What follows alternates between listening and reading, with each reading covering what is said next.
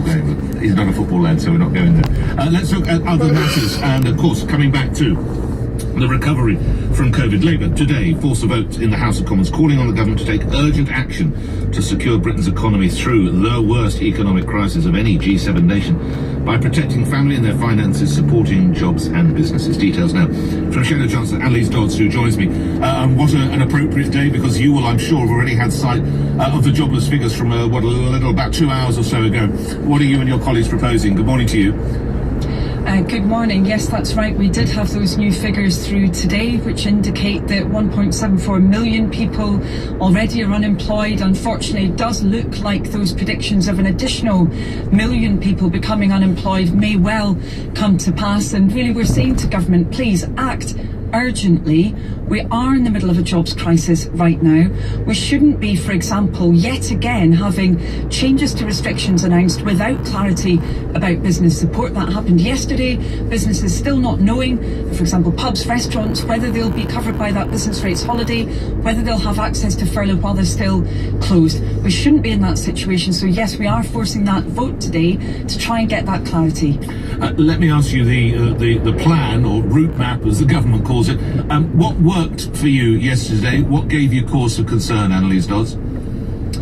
So certainly the approach from the Prime Minister saying that he was going to be following the data, that was going to be driving his decision making, that seemed to work. That's what we've been calling for, an evidence-based approach and trying to provide at least some indication of the way forward. Obviously, that's what many people have been calling out for.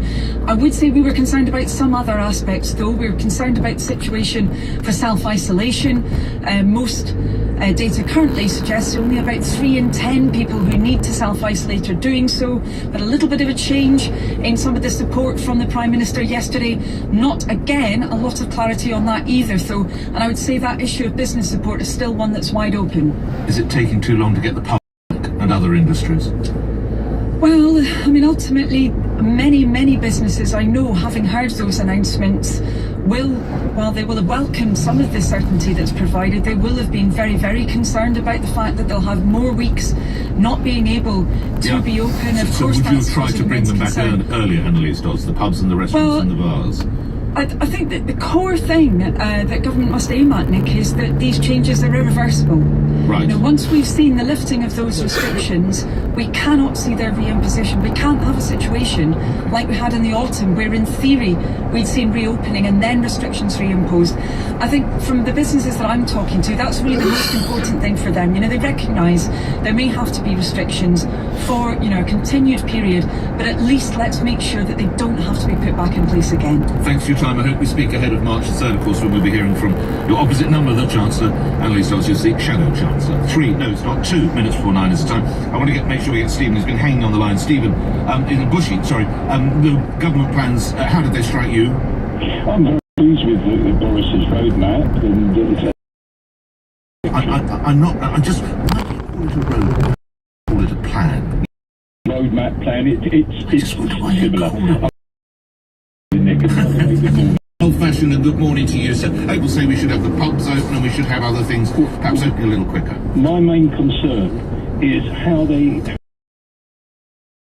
who aren't able to travel by themselves to school to get there before grandparents were allowed to take them. Yeah. Now, my daughter is, by the way, an assistant teacher. She seemed to get for what they've been doing during the close down. Oh, I don't you think? Well, I'm very sorry. I've made a point of saying how they've worked but not. Also, my son-in-law works in the construction industry, so they're both able to work. Right. Okay. However, I've got grandchildren, 2 at the age of 4, yes, 1 at the age of 6. Now, how are they going to get to school? Sorry, how do they normally? Do you do it then, or your wife? Yes, the grandparents have normally taken them to school. And now, are we allowed to do this? Yeah. It's been made very clear. Okay. So we're at a loss to know what they're going to do. All right, I have to confess, I've let Matt Hancock go this morning, but that is a damn fine point. I should have thought of that, Stephen.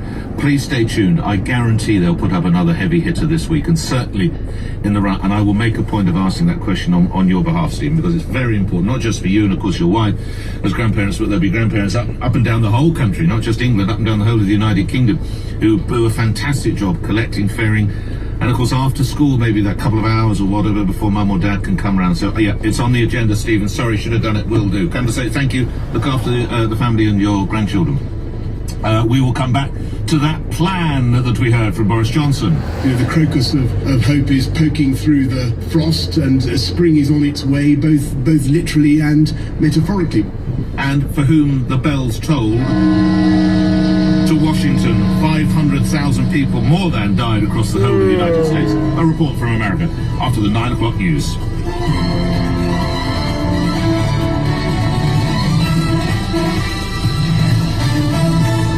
On your radio, on Global Player, and Play LBC. leading Britain's conversation. This is LBC. From Global's newsroom at 9 o'clock, the Health Secretary Matt Hancock says the roadmap to ease England's coronavirus lockdown won't be sped up. Restrictions are due to be released in 4 phases with a 5-week gap between each stage. Some Conservative MPs believe the pace of the programme is too slow, but Mr Hancock says the plan must be cautious to ensure stability in the longer term. After each step, we check the impact of that step and we see it in the data before taking the next step. And if we go faster and if we don't wait in between steps to see the impact, then that's when you start running risks of having to not being able to abide by this being irreversible. Nicola Sturgeon will detail her plan later for easing Scotland's lockdown restrictions. The First Minister has suggested social meeting will be prioritised over reopening the economy. The rules will be based on regional tiers. This woman, who runs a hair salon in Glasgow, isn't hopeful of being able to open soon. It's an absolute nightmare. I just feel like it's gone on too long. People are losing their businesses everywhere. There's a lot of salons that will not open back up. There's people that's lost everything, and it's just gone on too long. Alex Salmond has claimed he was the target of a malicious and concerted attempt to see him removed from public life. The allegations are part of the former First Minister's submission to the inquiry into the handling of harassment complaints against him. Nicola Sturgeon says Mr Salmond's claims are without a shred of evidence. The UK's unemployment rate hit 5.1% at the end of last year, the highest level since 2016. Figures show there are more than 700,000 fewer people in work than before the pandemic. Almost 60% in the fall in employment came from people under the age of 25. Facebook has agreed to restore news stories to users in Australia following talks with the government. The social media firm blocked the content last week in response to a law requiring technology firms to pay news publishers. In the city a short time ago, the FTSE 100 was up 19 at 66.31. The pound buys $1.41 and a euro 16. And the weather, wet and windy across northern parts of the UK. Heavy rain with some severe gales in places. Dry and bright in the south and east. A high of 13 Celsius. From Global's newsroom, I'm Thomas Watt. Have you heard how much more is coming to Disney Plus with Star? I get the feeling you're about to tell me. There's loads more shows like Grey's Anatomy, Ugly Betty, 24, Desperate Housewives. What? And loads more movies too, like The Favourite, Deadpool 2, The Grand Budapest Hotel. Plus more brand new originals every month, like Big Sky, Love Victor, Solar Opposites and Hellstrom. All on Disney Plus. Bingo. Introducing Star on Disney Plus. A whole new world of entertainment now streaming. 18 plus subscription required. T's and C's apply.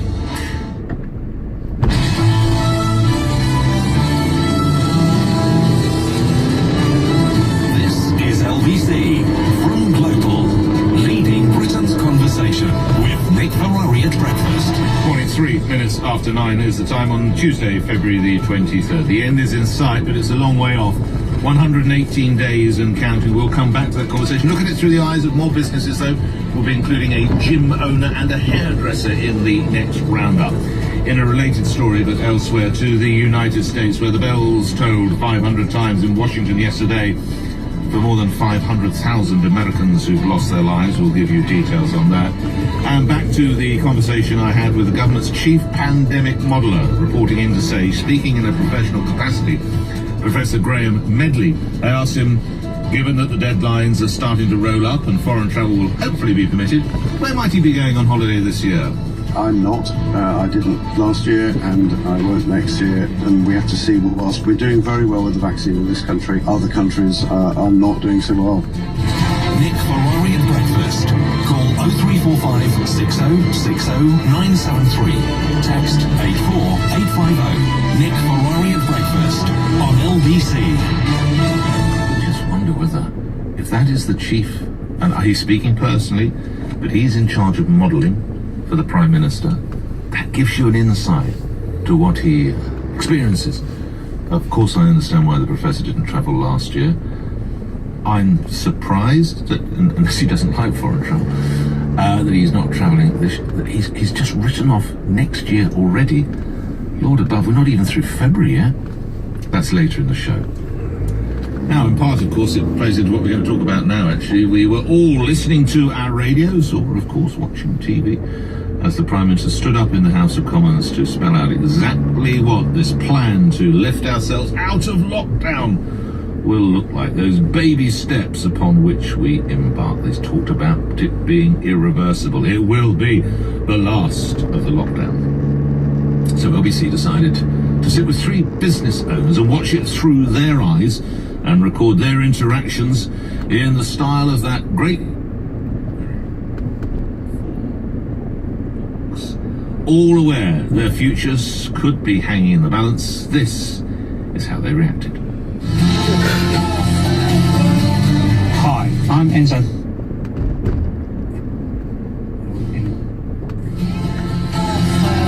Hi there, I'm Tracy Nichols and I'm the owner of Workouts Fitness Club in Haldane.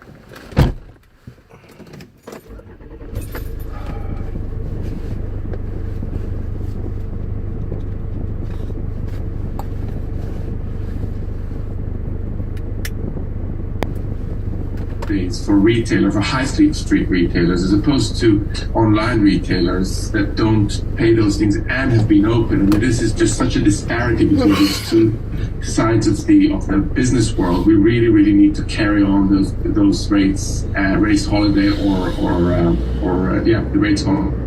As long as we're shut, the furlough scheme has to stay in place. Otherwise, you're going to have this incredible situation where businesses just fall. I mean, the fourth element that hasn't been discussed, and that's a huge elephant in the room, Nick, is the mounting debt that hospitality businesses that have been shut for so much of the last year has been mounting because of no income coming through and rents not being paid. So essentially there is this question that nobody has solved yet, is what is happening with the rents. Many small restaurants haven't had the power to negotiate new rent deals with their landlords, and they've effectively not been paying rent. That's all debt on the balance sheet, and that's not been solved. Let me ask you this lastly. Some people are saying in the tourism industry, Joachim, that it'll be like a cork out of the bottle, that when people can start going again, they will. Do you think that is the same in the restaurant chain and your Ottolenghi delis? Do you think there is a pent-up demand there?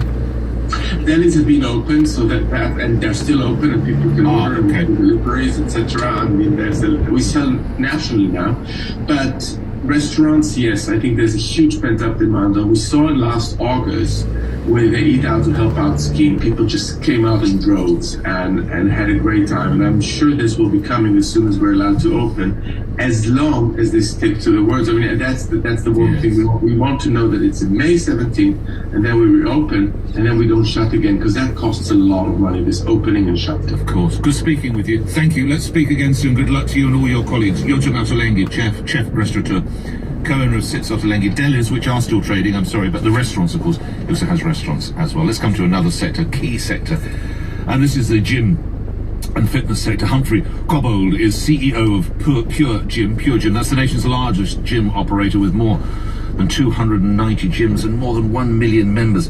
Okay, do you think, so now we hear there is in the hospitality sector, there is in tourism, genuinely, Mr. Cobbold, do you think some of your members are pent up and it's a cork out of the bottle? They want to come in, work with your colleagues and get on all that equipment? Good morning to you.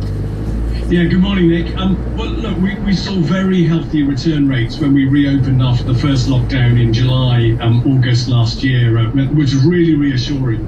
Now, I think we've got to realise that for 10 million plus people in this country, gyms and fitness centres are the preferred way of getting activity and exercise. And yet, look, you can leap around in front of the sofa to Joe Wicks a bit at home, and you can do some of that. But actually, the range of equipment and some of the social experience, albeit socially distanced, and that sort of thing in gyms, that's an important part of people's physical and mental well-being, and the way they manage their lives. So look, I'm pretty confident that we'll see a really strong return of people. Indeed, the feedback I've had just from yesterday from members, emails and text and things saying we're so excited that we've at least got a date to aim for now, gives me reassurance in that effect. Obviously you'd have liked it yesterday or last month, Humphrey, but realistically, do you think that's a fair date? Could he have come a little earlier? Did you fear he might have gone later, Humphrey? Well, look, I mean, I've learned to remain fearful. It's the paranoid who survives. So yes, I was fearful we could be later, but I had some vague hopes that maybe we'd get open in March, but actually,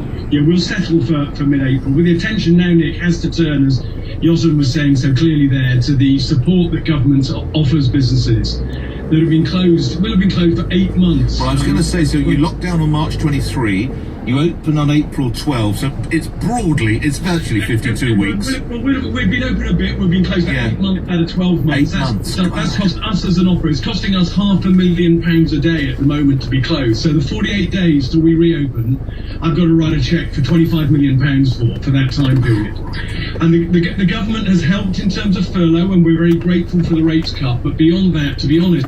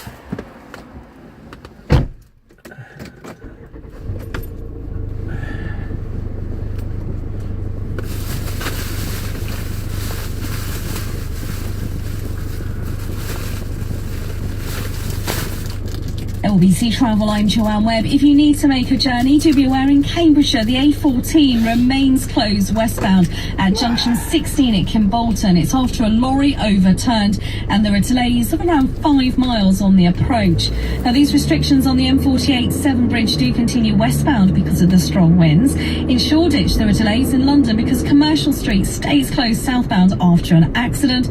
And on the trains of Anti-West Coast and Transpennine Express services, they can't run north of Carlisle, and that's because of the flooding. Call Nick Ferrari now. 0345 6060 973 LBC. Global Player is the official LBC app. Download it from your app store now for free or go to globalplayer.com. These are not just hot cross buns. These are award-winning M&S hot cross buns. Try the melt-in-the-mouth, extremely chocolatey buns bursting with rich chocolate chunks, or our uniquely spiced luxury buns with Fostisa currants and lemon peel. Any 2 packs for £2.50. Selected stores only. Prices may vary. T's and C's apply. In 1975, Vanguard was founded on a revolutionary idea to help more people become successful investors. The idea caught on. People told their friends. And they told their friends. Now, Vanguard has 30 million investors worldwide, and it's a Which recommended provider for investment platforms once again in 2020. Join us today. Vanguard, value to investors. When investing, your capital is at risk. It's the news we've all been waiting for. A roadmap for the gradual relaxation of lockdown restrictions. But it is vital that we continue to remain vigilant in the fight against the virus. That's why at Trusted PPE, we've reduced the price of helping you to stay safe, with 20% discount now available on all our products. So let's all pull together to do our bit to help stop the spread once and for all. We've got this. Rated excellent on Trustpilot.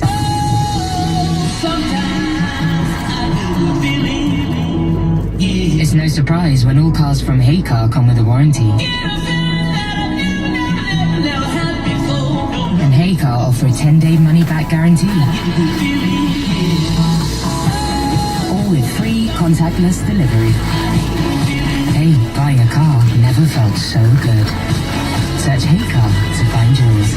T's and C's apply. See website for details. At Free, we know there's some things only business owners can do, like expertly juggling being the CEO, head of sales, and decoder of those 2 a.m. ideas on your phone. Now that's an interesting idea. But what we can do is promise your business a network with 99% UK coverage at a price that beats our biggest competitors. Search 3 Business Price Promise. Voice coverage by population Jan 21. Our price promise beats a direct business code from EE, Vodafone or OT for mobile and SIM only plans. Terms apply. c3.co.uk. Nick Ferrari at breakfast on LBC. Call 0345 6060 973. We talked gyms, we've talked hospitality, should we talk the theatre? Goodness me, I was just, as I said that, I was just trying to think.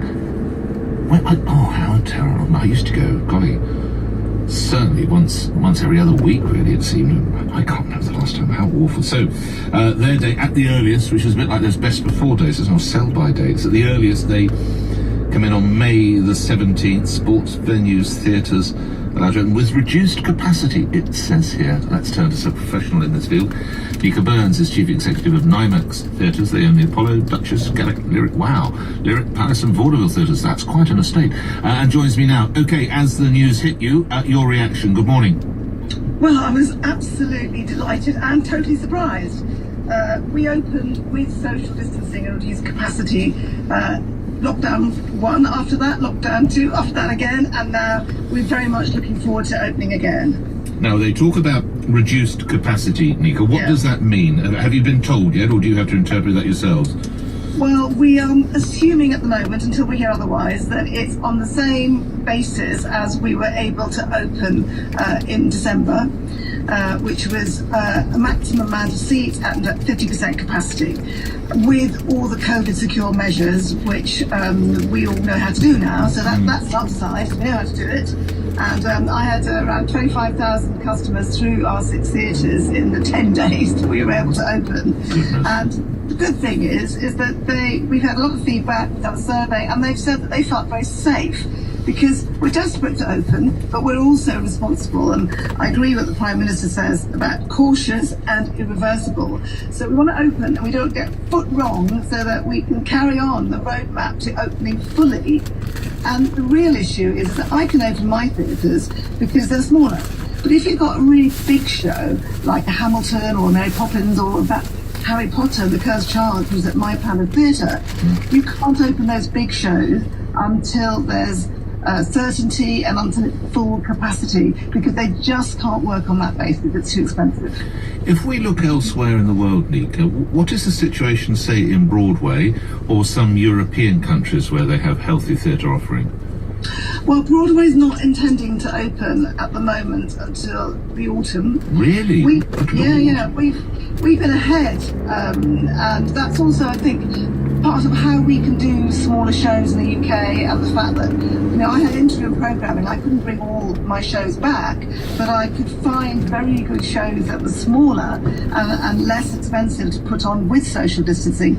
But, Broadway's got, nearly all those theatres are massive and nearly all the shows are huge. They don't have the more intimate playhouses that we do.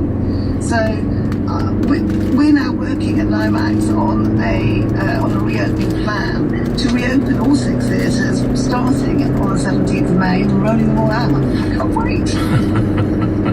We'll plug each of those theatres in a moment. You must tell me the shows that you've got planned. Before that, though, how will the theatre world emerge from this? I'm taking on board what you say about blockbusters. Obviously, you're going to have to be fairly brave, I sense, to put on those big blockbuster shows. I think it was Back to the Future on its way to London. I can't even remember. Oh, there's some honestly fantastic shows. Can they go ahead?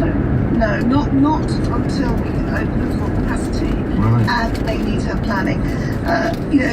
We've got a no earlier date than 21st June, but that date is dependent on the UK hitting all its targets. Yes. The Prime Minister is really clear about that. So we can all start to feel a bit of joy again, but we can't go mad. Okay. You don't sound like a lady who goes mad. Okay, if I list the theatres, can you tell me what you hope to put on, or do you just want to tell us broadly the Apollo, the Duchess, the Garret? What might we be seeing there lastly, Nick? Well, I'm producer, everybody's talking about Jamie at the Apollo, and that will definitely be coming back. Right. And we're very much hoping that 6 that had opened prior in December at the Lyric, which is a fantastic show, also will come back at the Lyric, which is newly refurbished and gorgeous. Beautiful. And then Play That Goes Wrong at the Duchess in due course, and some concerts at the Palace. There's so many shows I can't even get through all of them. There's only ways I was just going to say, there's only one way to do it. Go to that NIMAX website. Thank you, Nika. Nika Burns is Chief Executive of NIMAX Theatres, NIMAX. That's in November, India, MAX, NIMAX. Check out those shows. Sarah, thank you, Nick. Sarah in Beeston. The plan. Long wait for the theatres, quite a wait for the pubs. Has he got it right? Morning. Morning, Nick. I think so. I think it's good for us to be cautious. However, I was just thinking about this, and if the rollout of the vaccine for the 40-year-olds and below is not going to be until later on in the year, then how do we have access into those pubs and theatres if we need to prove that we've had the vaccine? What do you mean exactly by that? So if the age rollout is not going to be until, I don't know, after May, right. May, June. You mean the younger ages is what you mean? Yes. Yeah, right, I see. Okay. Then how is it going to be allowed for the age groups of 40, 30 and 20-year-olds to have access to the leisure facilities if we need to prove that we've had the vaccine? I'm no expert. This is the so-called vaccine passport. All I would say is, of course, as we've seen, the likelihood of contracting it and becoming, sadly dying or becoming seriously ill in your 20s and 30s is very, very remote. So I imagine they'd work to that. And bear in mind, as Matt Hancock told us in the first hour of the show, they've already moved forward from the end of April to certain age groups to get them to the middle of April. If you're looking then at this being June the 21st for all the concerts, the summer festivals and theatres, that gives them another 2 months to work their way through. So it's a very valid point you make, and again something we need to explore with Matt Hancock. But I think I see what you're saying. That would probably be their argument. Sarah, quick word from you. Yeah, I mean, if that is the case, then obviously the younger age group are the people who are going to be spending the money at the concerts and theatres, etc. Certainly the open air, the festivals. But I think people who go to concerts and theatres, they're probably a slightly older age dynamic. Do you think, perhaps? I think if it's a case of if you haven't had the vaccine, you will be able to enjoy the outdoor activities with social distancing, and it might be a case of if you haven't had the vaccine, then that you may you might not be allowed inside. I see what you're saying. So I've got to end it there. Thank you. Be well. Look after yourself. Let's hope we get to that date. However.